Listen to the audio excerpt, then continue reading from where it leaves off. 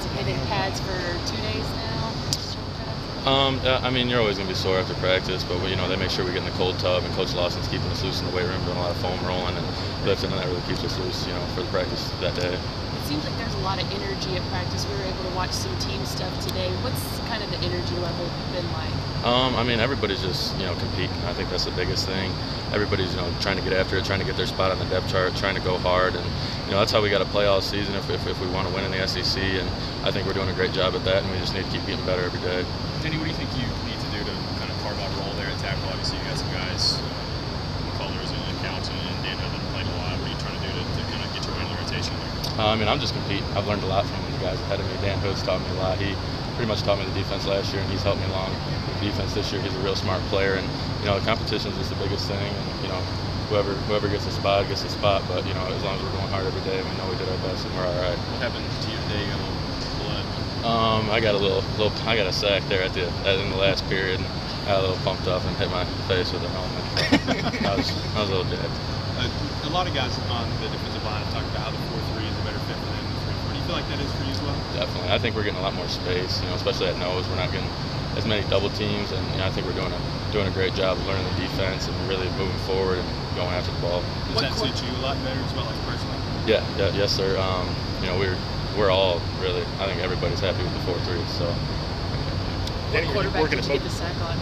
I don't know. I just saw red jersey. I don't really pay attention to any of that, but. Danny, are you working both defensive tackle spots? Yes. Well, Coach Strip teaches us to learn both spots. So just in case, if you need to slide in the middle of the play or something like that, you know what to do at a 3 technique, and you know what to do at a 1 technique. So, I mean, you just got to know both positions. You feel better at one or the other, from more at home? It doesn't really bother me either one. I like playing both. I like being inside, and I like getting after it. It's just the 4th practice, but can you tell there's a big gap in growth from day 1 to today? Yes, sir. Day one we kind of came out flat. But now we're really getting after it. I think today our defense especially was really hyped up, and I think that's what Coach Jancic and all the defensive coaches have really been stressing. Even Coach Jones have been telling us to really get after the ball, and run after the ball is the biggest thing. Just keep the intensity up. Danny, how much of an emphasis is just creating negative plays after ranking last in the SEC in sacks last year? I mean, just how much penetration getting in the backfield? I mean, how big of an emphasis is that? I mean, being a defensive lineman, that's always the number one thing in your head is negative plays for them. And I think, especially in the SEC, I mean, that's what your goal is. You're either sacking the quarterback or you're getting that running back right behind the line. So, I mean, that's what we work towards. That's what we train for, and that's what we expect to do every play. You guys talk about getting a lot of sacks this year. What is it about Coach Stripling that you think this is going to happen? I think it's mentality more than anything. I mean, defensive lineman, he teaches us a lot of technique and everything like that. But the mentality he has us playing at going 150% every play.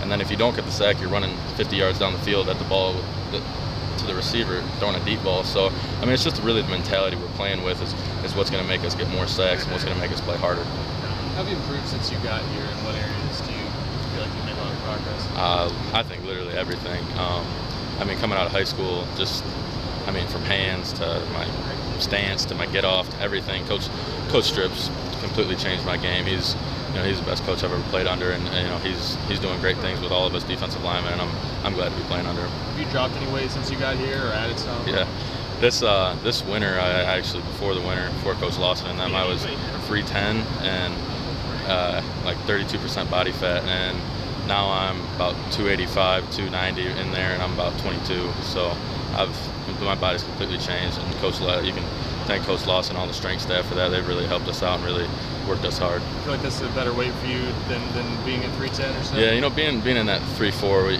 I had to be a little bit bigger, but now, they want us to be playmakers, not space eaters. So I'm moving twice as good as I did when I was at 310, and I'm a lot happier with that. And I actually feel a lot more powerful because both my bench and my squat went up tremendously. So, Danny, for clarification, did you hit your face with the helmet or your helmet with your face? I think helmet with the face, probably. Helmet with the face? So your helmet wasn't on? No.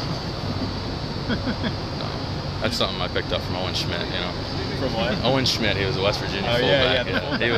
He was one of my idols back in the day. His blood was up here, though. Yeah, and I think I missed. I put my head up a little bit, but it's all right. That helps me keep jacked. As a Michigan guy, Flint and everything, did you have any ties or anything like that to Butch, or were you aware of him growing up? Yeah, I was aware of Butch because I had always heard the story about Brian Kelly going from Grand Valley to Central to Cincy. That's just that pipeline, and Grand Valley is, you know, only in Grand Rapids, which is about 2 hours away from my hometown. So I always knew a lot of coaches in the area, and I've heard of Butch Jones, especially when he was at Central, because one of my buddies actually went there. So I went on a few visits with him when I was just a younger kid. But yeah, I knew of Butch Jones, and I know that pipeline, and I know, you know, they produce great coaches, and you know, that's definitely what we got here. So what was your reaction when you found out he was a guy?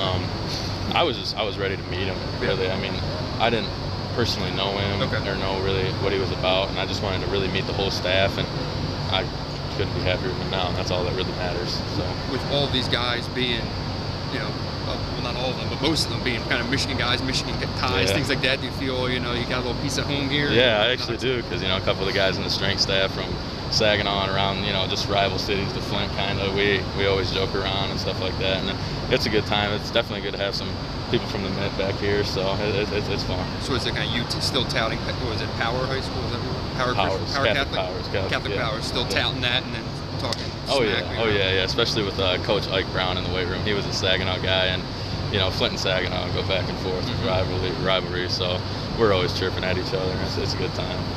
Did Butch have to kind of re-recruit you almost when he came in?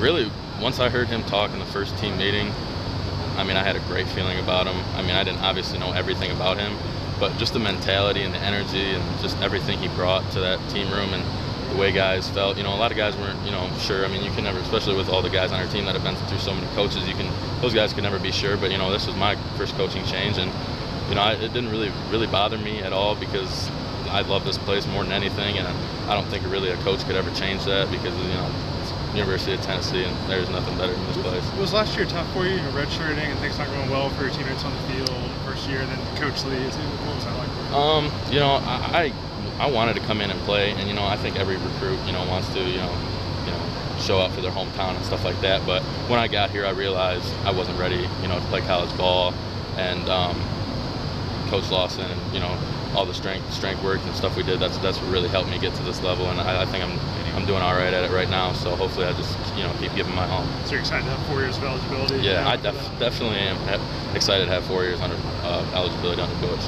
How tough is it for a freshman to come in and play right away? Let's say there were some injuries or something last year. Could you have fathomed going up against Chance Warmack or somebody, first-round pick, your first year out of Powers? I mean, it's all the mentality you bring. I mean, if you're going to go out there and be scared of guys like that, then no, you're not ready to play. But if you're going to go out there and attack guys like that, you know, try to make your mark and not really care who it is in front of you, and just, you know, have them scouted and just know what you're going to do and what you're bringing to the table, then I think you're all right. But I think, you know, just technique-wise is the biggest thing with freshmen, and it definitely was for me. I mean, my whole technique changed, my whole body really changed. So, you know, I'm happy with where I'm at right now. And you said Strip was the best coach you've ever played for. Yes, Can you imagine, as a defensive lineman, there was that much more to still learn about the position when he got here? Yeah, I mean, it kind of like first last year hit me with a, you know, a huge punch, and, you know, all this stuff, you know, learning a huge 3-4 defense and stuff like that. And then, you know, I learned a lot, but, you know, I didn't soak everything in, because then I got redshirted and we were just playing scout team and stuff like that. I was still learning a lot, and then Strip